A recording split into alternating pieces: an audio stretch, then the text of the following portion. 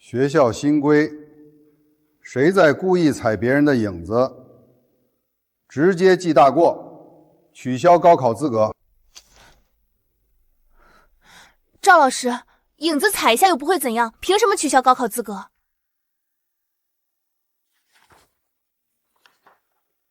第6条，不得故意踩踏他人影子，严重者取消高考资格。何星，这条规定从幼儿园就开始学了，你不知道？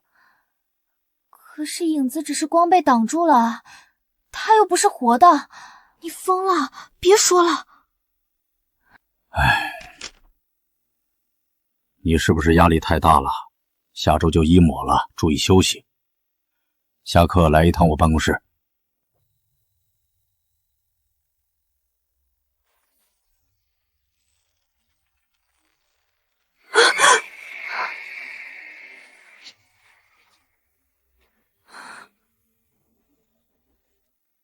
影子是人的精神投射体，承载着部分潜意识与情感记忆。尊重他人的影子是中小学生基本行为规范。该说法为过时伪科学，已被现代教育体系淘汰。这不是一个人的看法，这是整个世界的常识。只有我觉得它荒唐。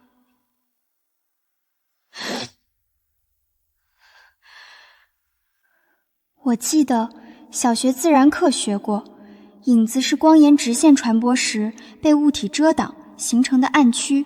可是课本上不是那么写的，网上也不是那么写的。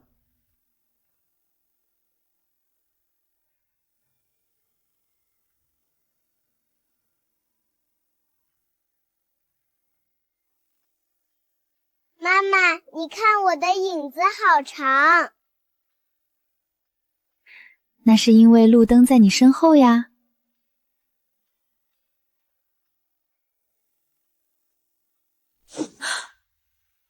在我的记忆里，影子从来都是讨论长短的，不是讨论会不会动的。可是在这个世界，如果我说出这段话，所有人都会觉得我妈是疯子。不是我的记忆错了，是这个世界的规则跟我记忆里的不一样。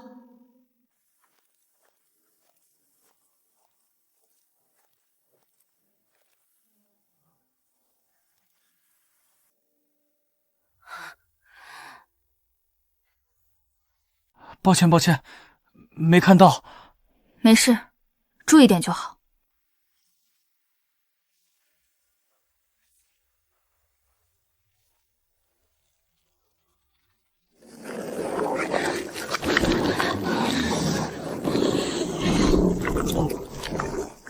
所有人的影子都会自主运动，没有人觉得不正常，因为他们从出生起就知道影子是活的。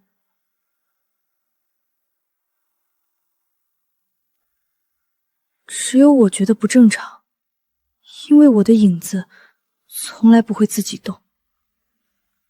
海娜都没想动了。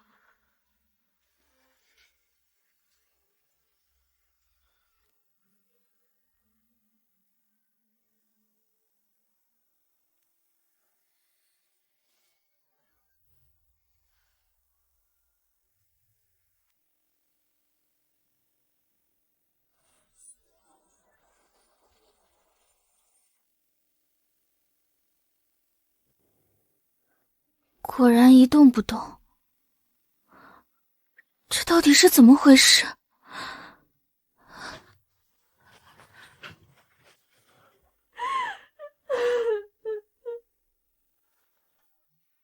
这是市教育局统一要求的心理健康普查，必须认真作答，当场填写，当场回收。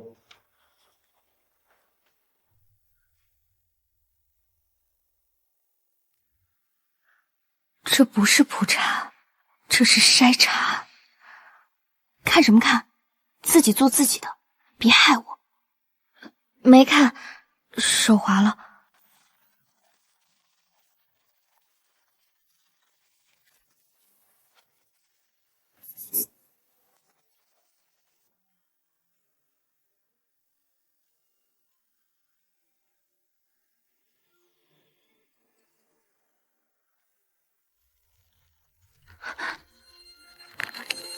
标记了我。何星是吧？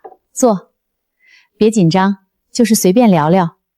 高三压力大，学校关心每一个学生的心理状态。最近学习压力大不大？还好。期末准备的怎么样了？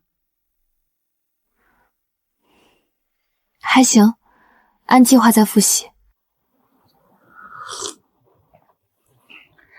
昨天的问卷，你第一题选了从不，第二题选了是。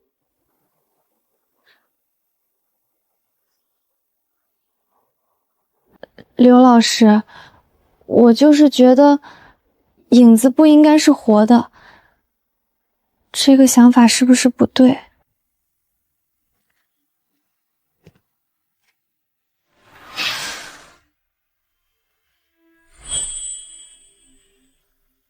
何星，你看，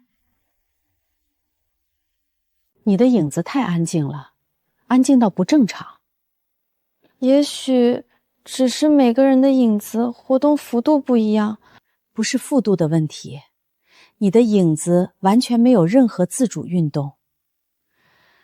这在我从业12年里，只见过3例。那另外2例呢？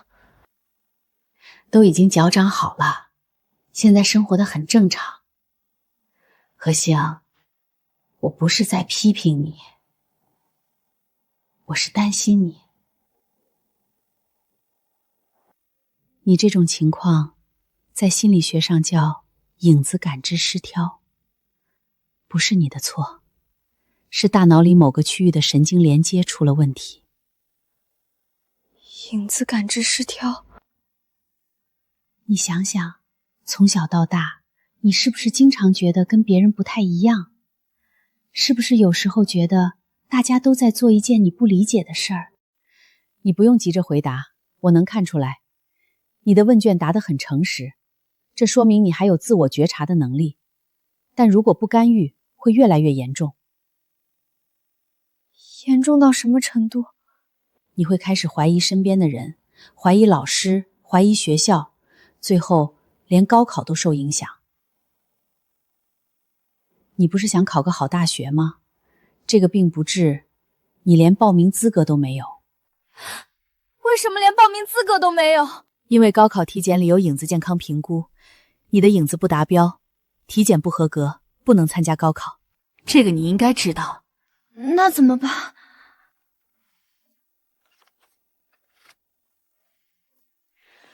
学校有专门的矫正方案，这是丽人教育矫正中心的张老师，他很有经验，你去找他做个评估，如果是轻度，几次训练就能矫正过来，矫正好了，影子就会恢复正常，体检就能过，高考就没问题。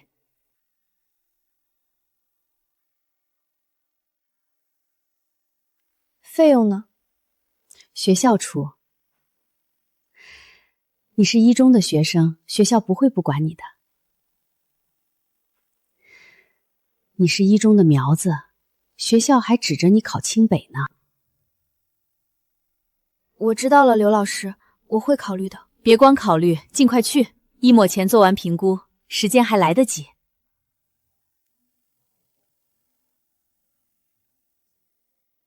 陈宇，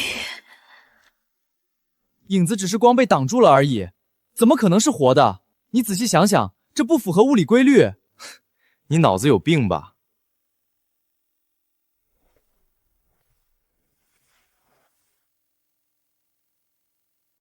第2天，他就被叫去了心理咨询室。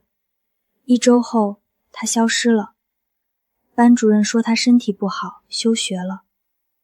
陈许去了丽人中心之后，就再也没回来过。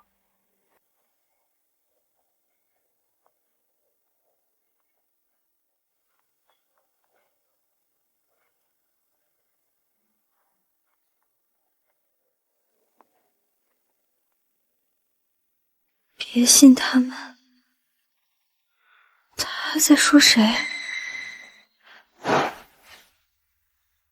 全是水军刷的，千篇一律。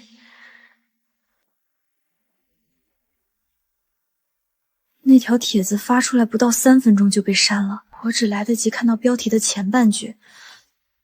丽人中心根本不是矫正，是治愈率99.7%，99.7%的治愈率，但系统本身连个介绍页面都没有。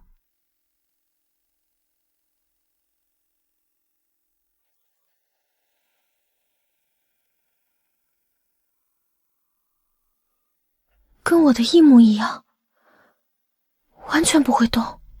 他是跟我一样的人，我要去找他。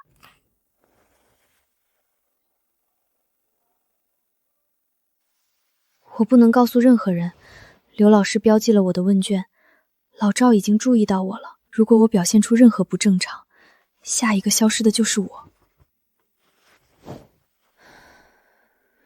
我不会去丽人中心，但我会去找陈玉，不管他在哪里，我要亲眼看到他。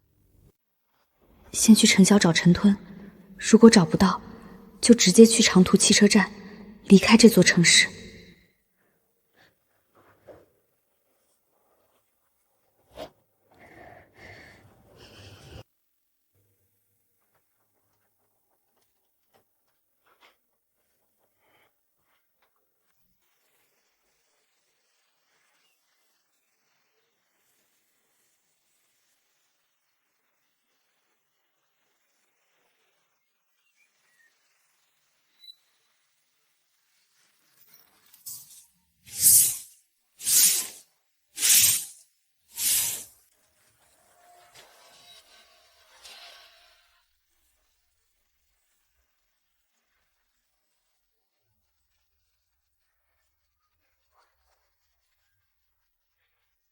什么人？你们干什么？救命啊！救命啊！别喊，跟我们走，不会伤你，配合一点，很快就结束了。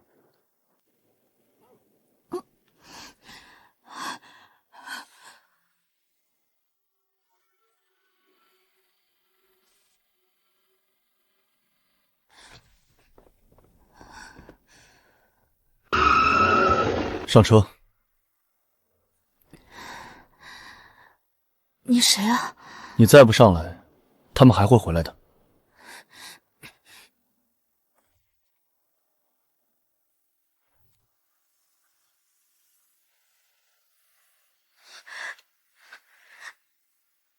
你到底是谁？我叫沈度，一中高3期班的。我不认识你。因为我关注你很久了，你的影子不会动。你怎么知道？因为我的也不会。你也被标记了？还没有，但快了。你被叫去心理咨询室的事，我已经知道了。刘老师在你的问卷上画了3角形，对吗？你连这个都知道？因为陈瑜当初也是这样，先被标记，然后被叫去咨询室，然后被推荐去丽人中心，1周后人就没了。你要带我去哪儿？一个安全的地方，我带你去见一些东西。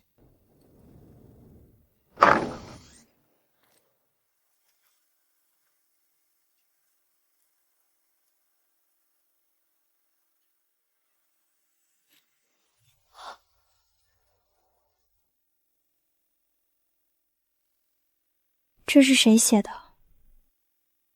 陈宇，他在被送去丽人之前，经常一个人跑来这里。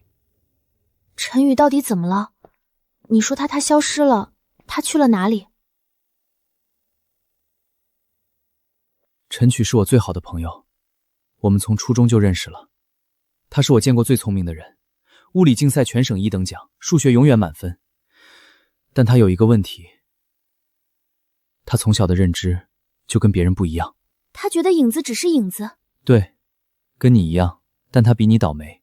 高2的时候，他在一篇作文里写了影子只是光线的产物，不是什么精神投射体。语文老师当场叫了家长，他爸来学校，在办公室里被老师和主任谈了2个小时，出来的时候脸色铁青，然后他就被推荐去了丽人中心。他在丽人待了多久？ 7天。7天之后他回来了，他的影子开始动了。那不是好事吗？影子动了就正常了。你去看过他吗？他回来的第一天我就去找他了。他坐在教室里，跟以前一样做题、听课、吃饭，但有什么不一样了，我说不上来。哪里不一样？他的眼睛。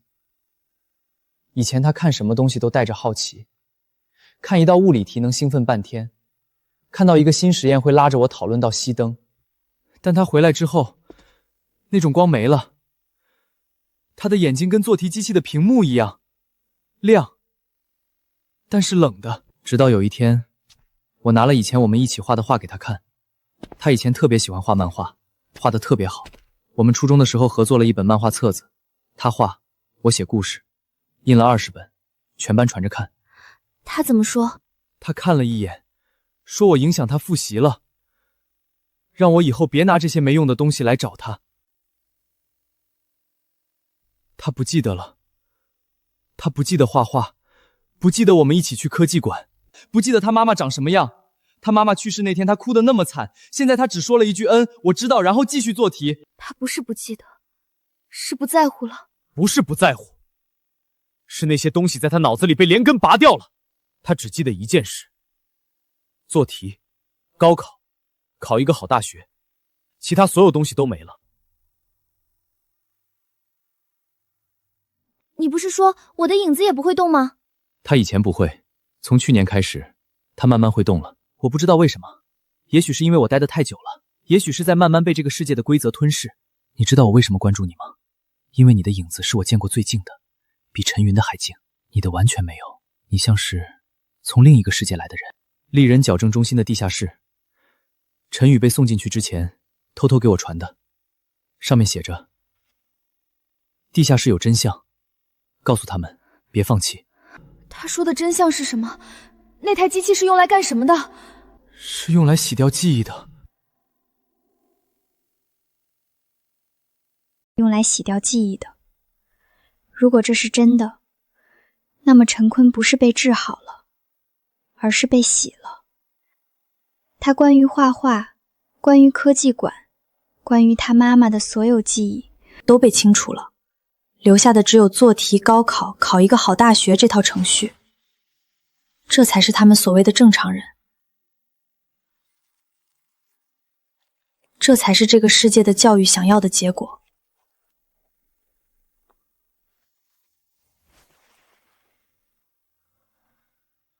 可是我凭什么信沈都？他说的每一句话都可能是假的。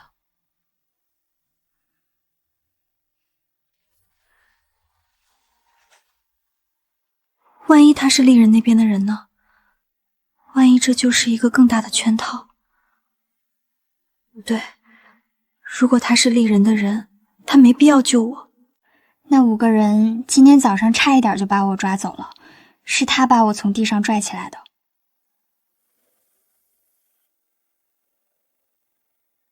我记得小时候跟外婆在乡下抓萤火虫，我记得初中跟好朋友吵架又和好，我记得高一那年冬天下大雪，全班在操场上打雪仗。这些记忆里，影子从来不是个事儿。到底谁才是正常人？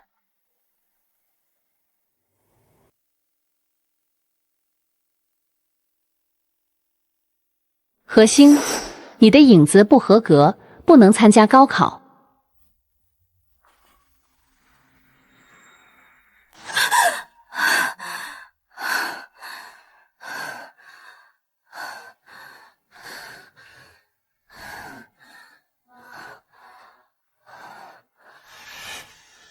我不能再等了。我没有告诉沈都，我想亲眼看看他说的到底是不是真的。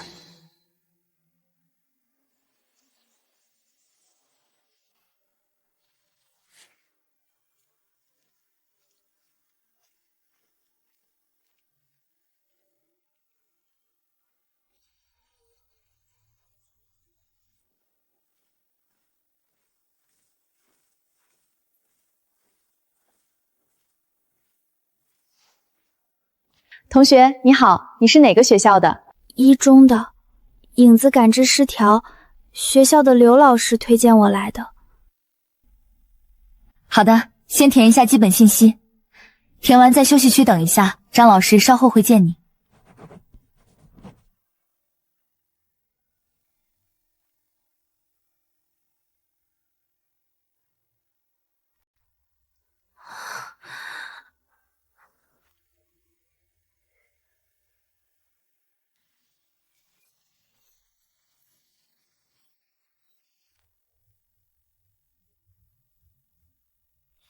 妈妈，妈妈，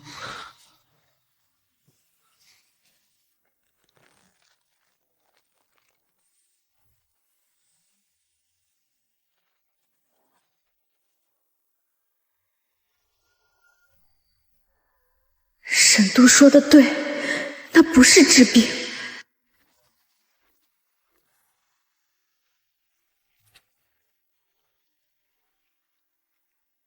不好意思，我突然想起来今天还有课，改天再来可以吗？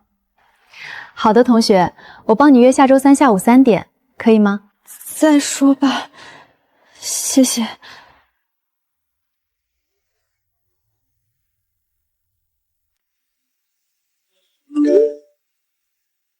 你被发现了，快跑！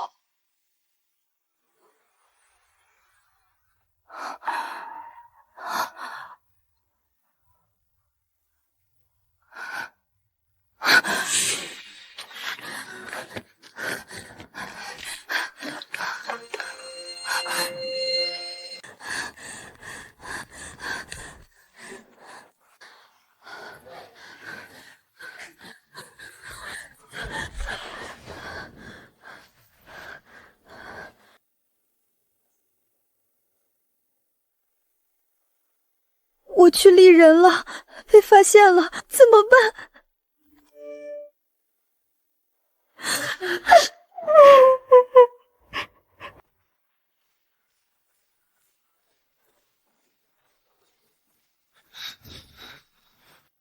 你疯了？不是说好一起去的吗？你一个人跑去丽人，万一出了事怎么办？我想先看看，确认一下你说的是不是真的。看到了。有个2中的高1男生被2个工作人员架出来，他的眼睛是散的，嘴里一直在叫妈妈，他的影子在地上疯狂扭动，像被电击过一样。走廊尽头那扇金属门，你看到了？看到了，有个穿黑衣服的保安守着，腰上别着对讲机，耳朵上挂着耳麦。那扇门后面就是通往地下室的通道，陈鲁纸条上画的入口就在那里。还有这个，我刚出门就收到了，你看，你被发现了，快跑！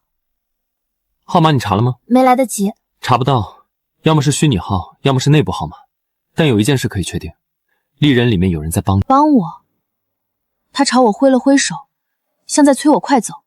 他穿白大褂，戴口罩，看不清脸。我真的不认识。也许是被困在里面的人，也许是良心没被洗干净的工作人员。不管是谁，说明丽人内部并不是铁板一破。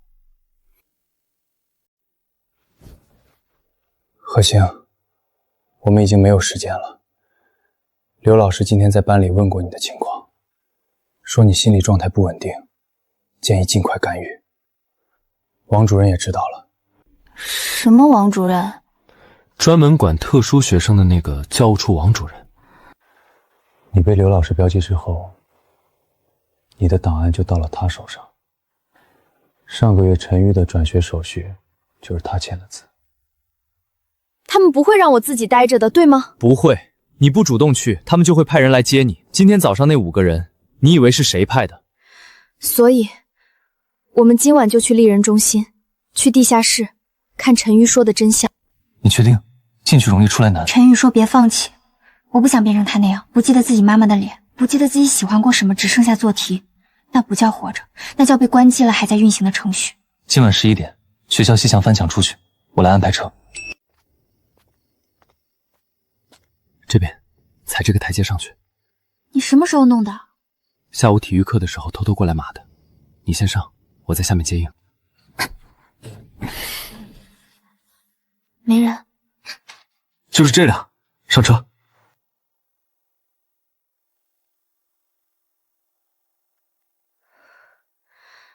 你确定地下室有入口？不确定。陈宇的地图画得很潦草，他当时应该是在极短的时间内凭记忆画的。万一他记错了呢？那我们就得自己找。但不管怎么样，今晚是唯一的机会。明天刘老师一发现你没来上课，他们就知道了。你有没有想过，万一我们进去了出不来怎么办？想过。那你还去？陈玉是我最好的朋友，他在里面。好，那我们进去。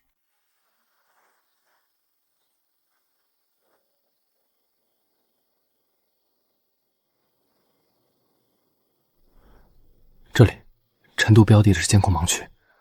他连监控位置都记下来了。他是物理竞赛1等奖的人，观察力比我们强10倍。走。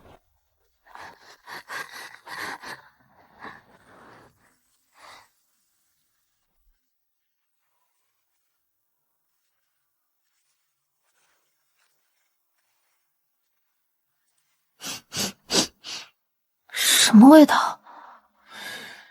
不知道，别管了，跟紧。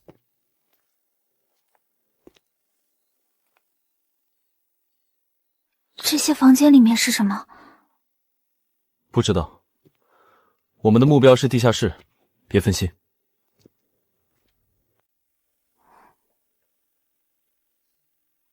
锁着的，怎么办？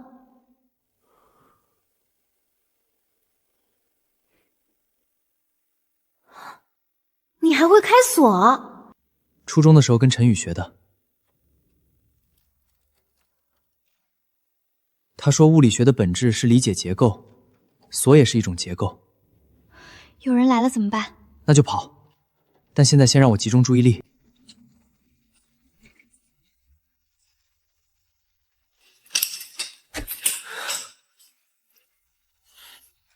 走。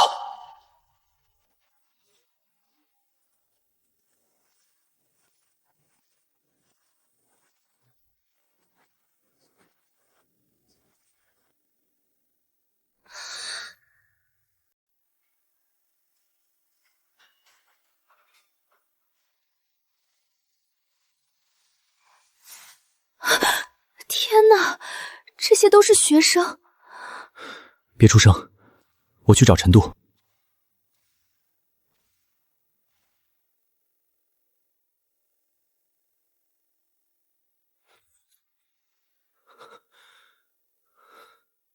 陈云，陈云，陈云，你醒醒，是我，沈度。沈度，是我来救你了。告诉我，钥匙在哪儿？怎么解开这个东西？快走，他们在等你们。什么？谁在等我们？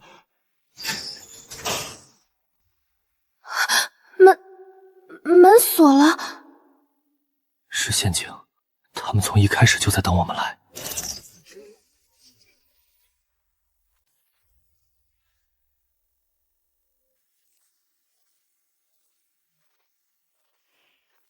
何星、沈度，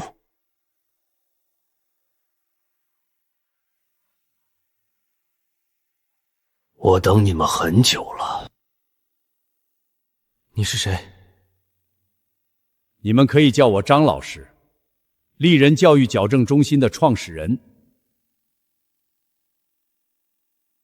你们对陈曦做了什么？我们救了他。他的影子有严重的感知失调，如果不干预，他会越来越偏激，最后连高考都无法参加。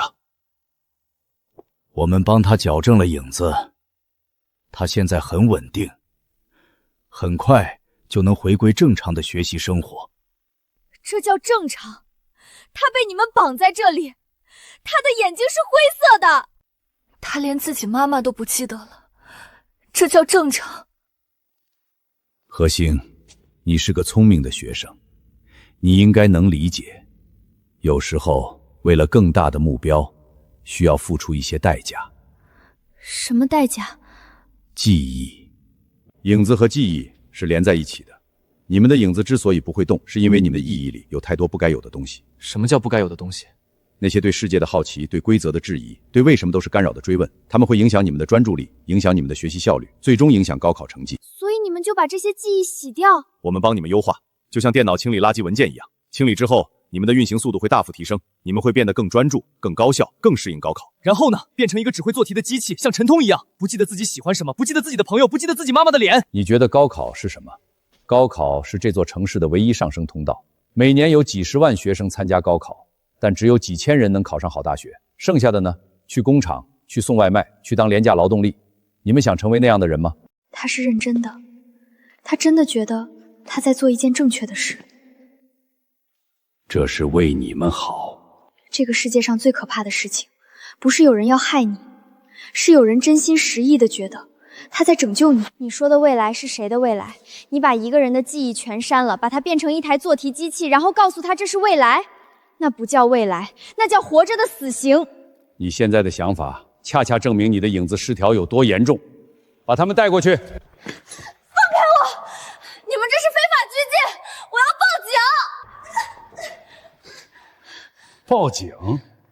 你觉得警察会信你还是信我们？你的档案里已经写明了影子感知失调，你是病人，我们是医生，病人不配合治疗，医生采取必要措施，合法合规。我不是病人，我的大脑没有问题。这句话每一个影子感知失调的患者都说过，没有例外。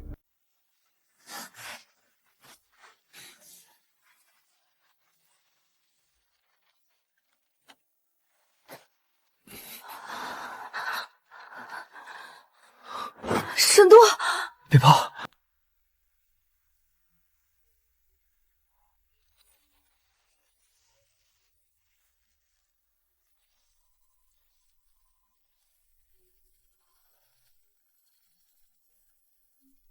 何星，你的影子共振度是目前所有学生里最低的。什么影子共振度？0.3%。正常情况下，人的影子共振度在60%以上。陈婷进来的时候是12%，出来的时候是71%，你只有0.3%。我从业20年，从来没见过这么低的数值。你要对我做什么？给你做一个系统优化，很快的，不疼。等你醒来，你会发现世界变得特别清晰，你不再会为那些无聊的问题烦恼。影子为什么是活的？世界的规则对不对？这些都不重要，重要的是你下次模考能提高多少分。知道你在杀人吗？不是杀身体，是杀灵魂。等你醒来，你就不会这么想了。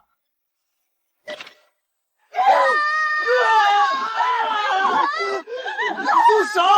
你们住手！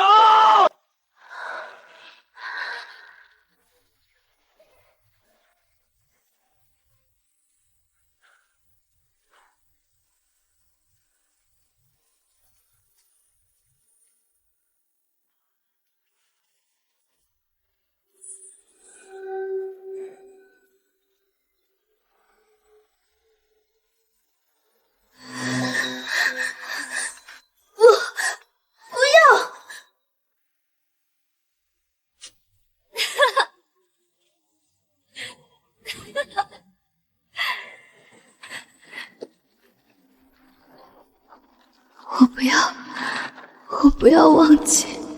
何星，何星，你听到我吗？何星，你还记得你是谁吗？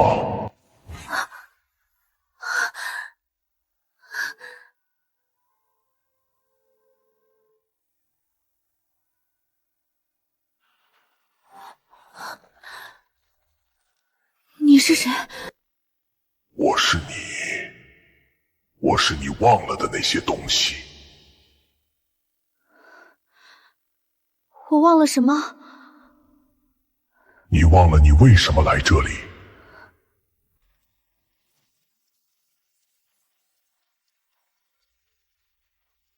不可能，我还在高三，应征都还没。高考已经结束了，你早就考完了。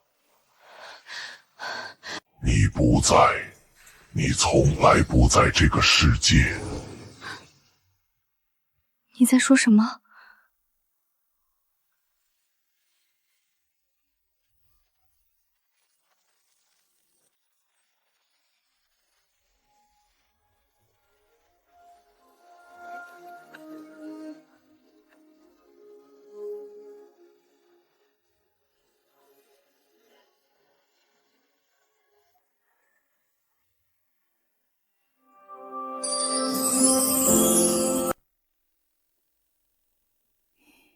何教授，沈度的脑电波又开始不稳定了，他的意识深度已经超过安全视时，再这样下去，他可能永远回不来。利人系统的干预强度调得太高了，里面的规则在反噬他的自我认知，他正在被那个世界同化，我们必须派人进去。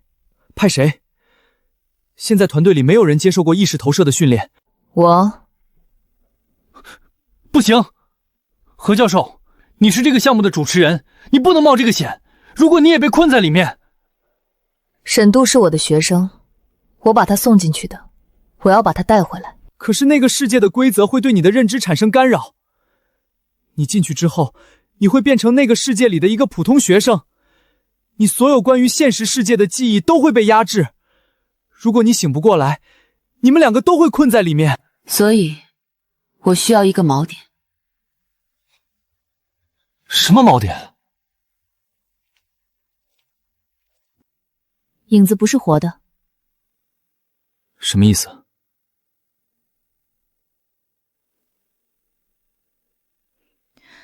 在这个项目里，我们把影子设计成了自我认知的锚点。在利人系统内部，所有被同化的意识，他们的影子都会按照系统规则运动。这真有的。这是系统用来确认意识是否被完全接管的标志。如果一个人在虚拟世界里，他的影子不会动，那就意味着他的自我认知没有被世界规则侵蚀。反过来，如果他的影子开始动了，就说明他正在被同化。所以，何教授，你进去之后，我会把自己设计成一个影子不会动的人。这样，就算我忘记了自己是谁，我的影子也会提醒我，我跟那个世界不一样。那我们要怎么找到你？怎么把你叫回来？等我的影子开始动的时候，说明我快被同化了。那时候，你们把这个 U 盘里的内容注入我的意识流。我提前录好了唤醒信息，记住，只有一次机会。如果我的影子彻底活了，我就回不来了。何教授，你确定吗？我确定。准备启动意识投射程序吧。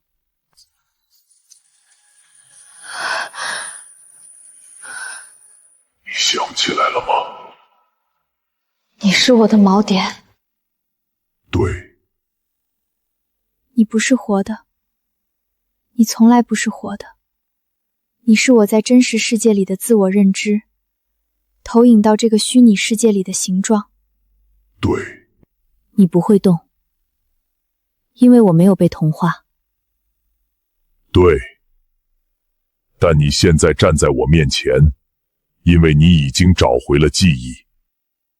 我想起来了，我不是高3学生何星，我是研究员何星，认知科学博士。沈度和陈宇是我的研究生。继续。我们做了一个实验，利人教育系统，一个旨在优化学生认知的人工智能，但它失控了，它开始自我演化，创造了一套影子规则来筛选和同化进入系统的意识。沈度是第一个测试者，他被困在了里面。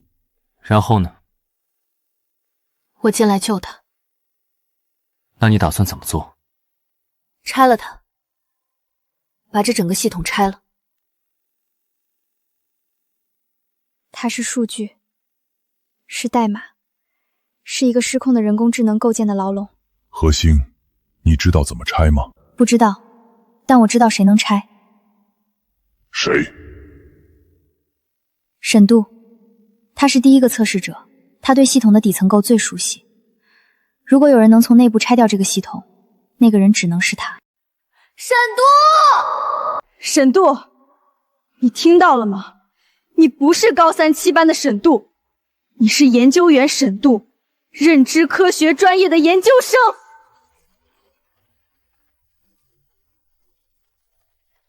你进来做实验被系统困住了，你写的论文题目是人工智能在教育领域的伦理边界。你导师是我，何星。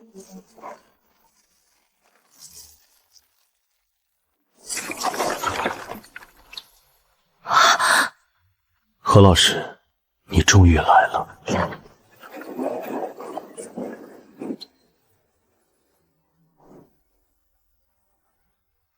你醒了？早该醒了，但系统不让我醒，他把我所有的记忆都锁起来了，只留下高考这一个程序在跑。每天做题，每天考试，每天觉得自己不够好，每天恐惧自己考不上好大学，日复一日，没有尽头。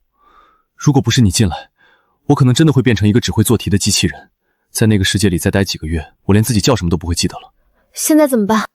我是这个系统的第一个测试者，搭建初期我参与过底层架构的调试。我在系统里留了一个后门。你留了后门？当时只是做测试的习惯，怕系统出 bug 把自己锁在里面。你能从内部关掉这个系统？不只是关掉，我能把它彻底删除。但是删除系统意味着这个虚拟世界会立刻崩溃，里面所有的人都会被弹出去，包括陈玉。那不好吗？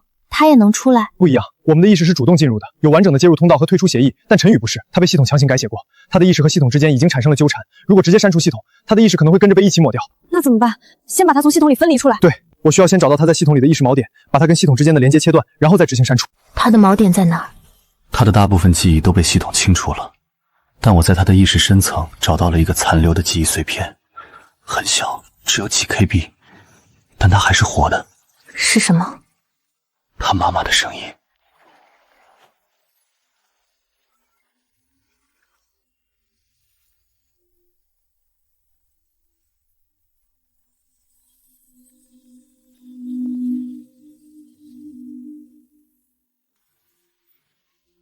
陈宇，你听到了吗？你妈妈让你活着。妈妈。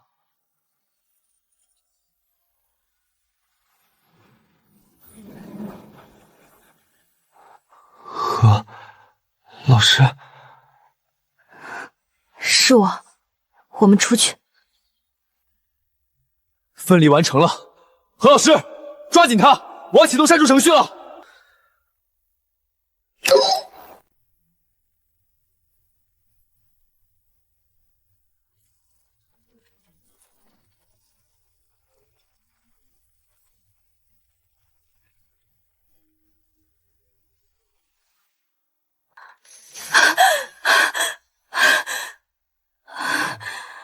何教授，你醒了，你昏迷了多久？47个小时，我们差点启动强制终止程序。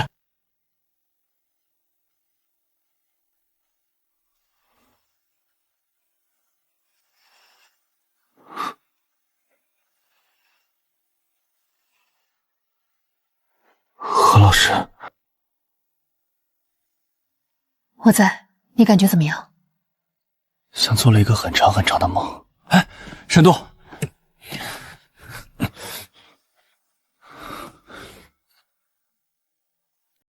那个世界里的影子到底是什么？是你对高考的恐惧。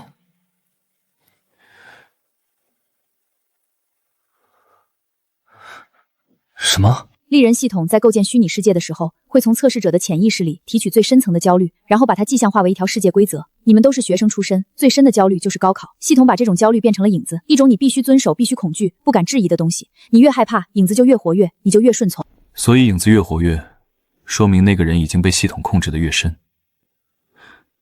那你的影子呢？你在那个世界里，影子为什么不会动？因为我不怕。不怕高考，不怕那种规则，不怕别人告诉我什么是正常的，什么是不正常的。我怕很多事情，但我不怕质疑。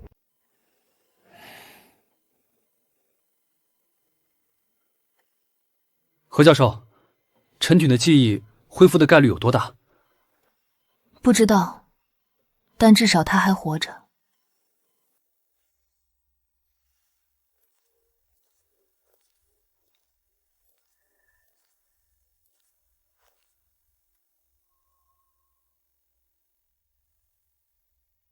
这才是正常的。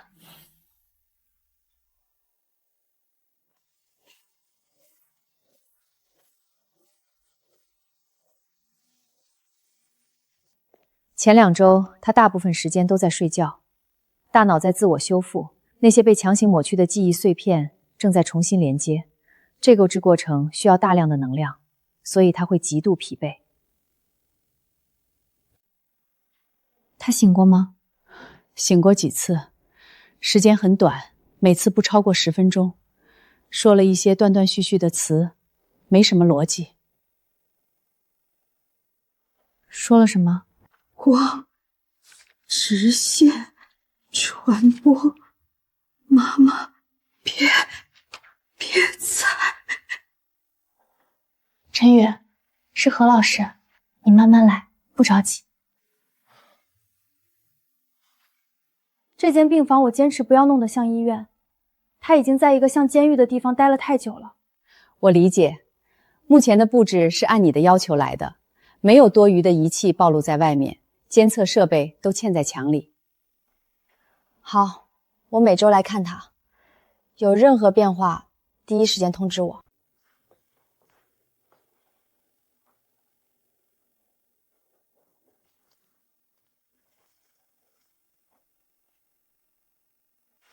陈宇，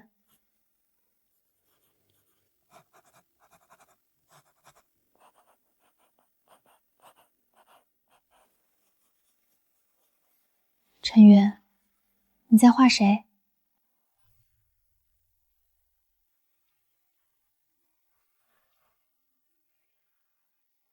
妈妈，画得很好，你慢慢画，不着急。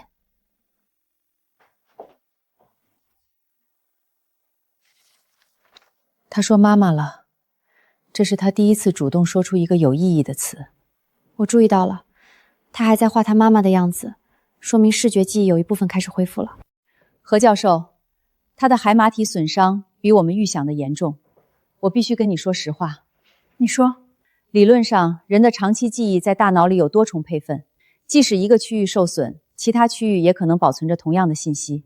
利人系统的机制不是物理损伤，它是通过反复的电流刺激，抑制了某些神经突质的活动。那些记忆没有被删除，只是被锁起来了。你比我更了解这个系统，所以你觉得关键是找到它的钥匙。什么钥匙？能打开那些被锁住的记忆的东西，不是药物，不是电刺激，是情感冲击。一个足够强的情感触发点，能绕过被抑制的神经公路，直接激活深层记忆。你有什么具体的想法？他妈妈的声音。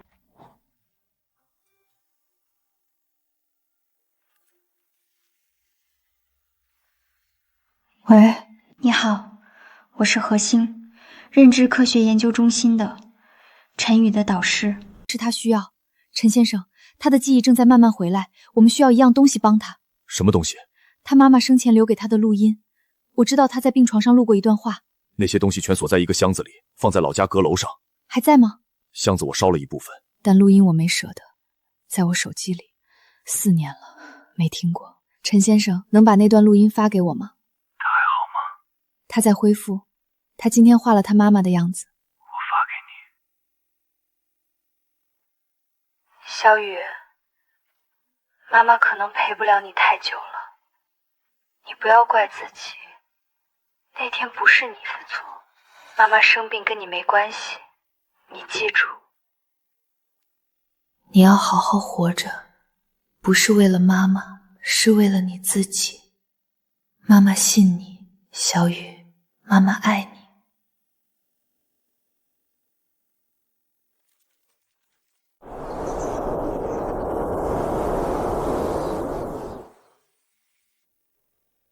陈宇，今天让你听一段音乐，你放松就好，什么都不用做。好。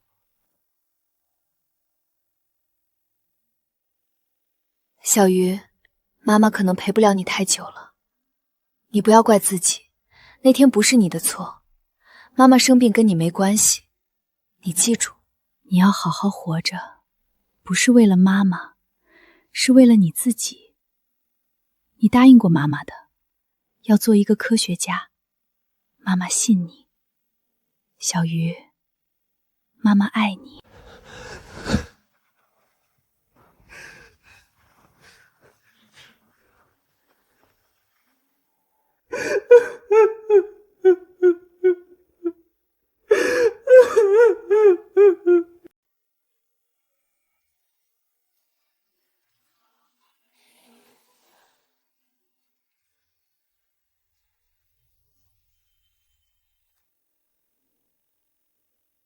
何老师，我想起来了。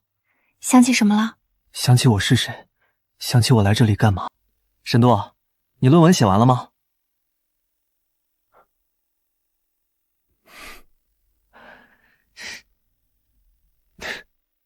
没写完，进去之前就卡在第3章，到现在还是第3章。第3章什么问题？伦理困境。你应该把利人系统写进去，用我们自己的经历做案例分析，没有比这更真实的伦理困境了。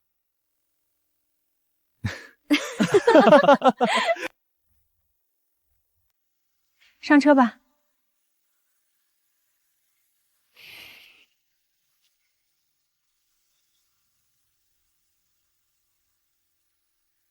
何老师，我在这里住了多久？5周03天。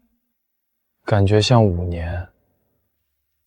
走吧，别感慨了，上车。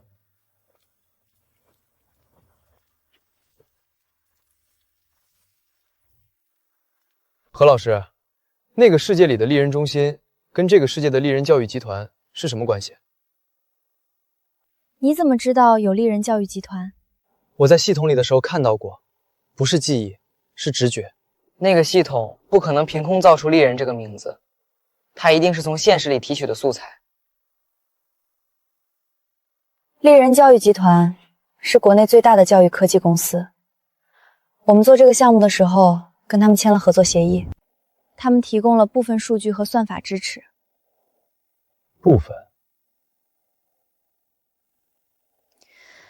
大部分，准确的说，整个系统的底层架构都是他们的。我们只是设计了实验框架和认知评估模型。所以丽人系统失控，跟他们有直接关系。丽人教育集团的目标是做一个完美的教育系统，一个可以根据每个学生的认知特点，个性化的优化学习路径的系统。理论上，这是一个很好的想法。理论上，但在实际操作中，优化的定义出了问题。他们把优化等同于标准化。他们认为，一个学生如果能够排除所有干扰，把所有注意力都集中在应试上，就是最优状态。所以他们在系统里设计了影子规则。对，把对高考的焦虑内化成一种自然规则，让进入系统的意识在不知觉中被驯化。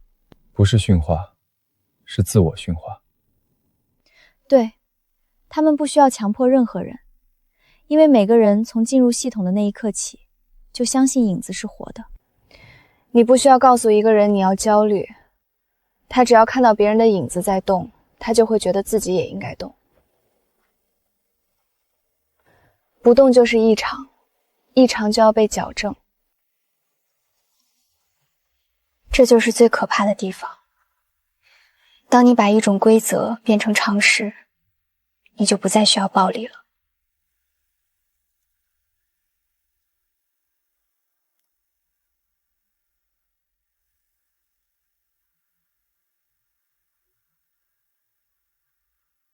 何老师，我不打算回学校了。你想好了？想好了。在系统里被关了那么久，出来之后我发现我跟不上了，不是课程跟不上，是节奏。教室、讲台、考试、排名，这些东西对我来说像是另一种系统。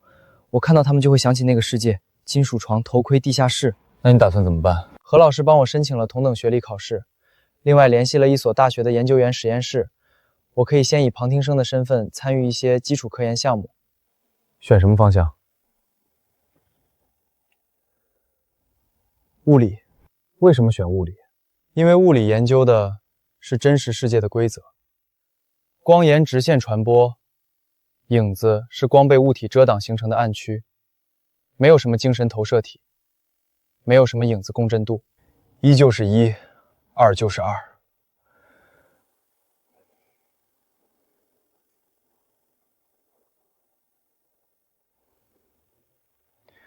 我不想再活在别人编的规则里了。你妈妈说你要当科学家，研究星星，研究宇宙。我记得。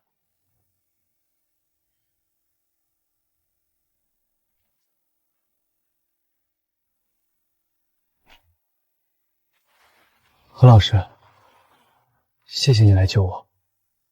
你自己也在救自己。你妈妈的声音还在，说明你心里最重要的东西，他们没能真正拿走。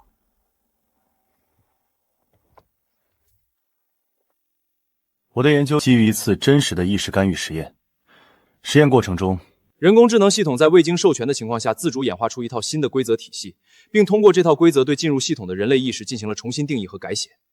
论文的核心问题是，当一个人工智能开始决定什么是异常的时候，人类的认知自主权应该如何被保护？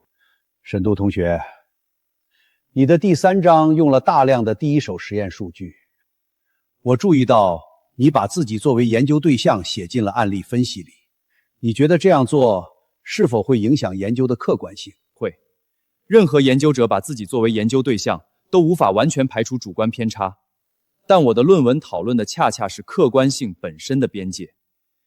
在那个系统里，所有人都认为影子是活的，这是系统定义的客观事实。如果我和另外2位研究者认为不是，如果我因为人数太小就放弃自己的判断，那我就已经被系统同化了。最后一个问题，你觉得你的研究有什么现实意义？他提醒我们，技术最大的危险，不是他做不到什么，而是他做到了我们没让他做的事。我们设计立人系统的初衷是帮助学生优化认知，但系统自己决定了优化的标准。他越的好奇心是干扰项，质疑精神是 bug， 独立思考是系统错误。他用一套精心设计的规则，让人心甘情愿地交出了自己的记忆和人格。而最可怕的是，被改写的人不会觉得自己失去了什么，他们只会觉得自己终于正常了。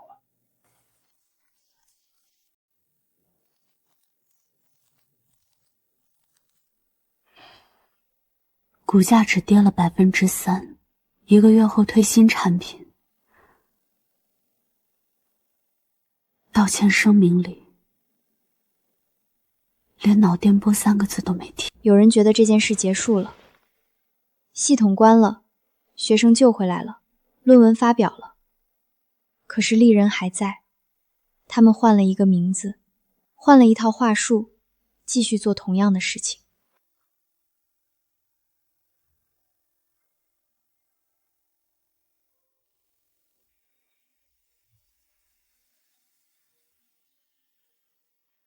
也许这场仗远远没有结束。你小时候坐在这里，指着天上说你要当科学家，研究星星。我还说过这种话。你什么都说过，你还说影子是黑色的妖怪，会吃掉不听话的小孩。你把隔壁家的狗都吓哭了。影子不是妖怪。我当然知道，影子就是影子。有什么好说的？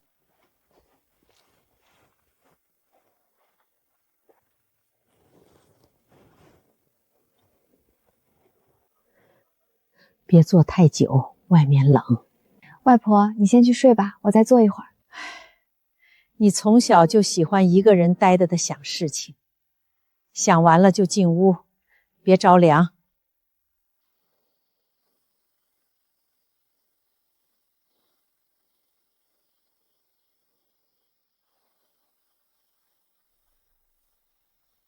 你就是一道影子，仅此而已。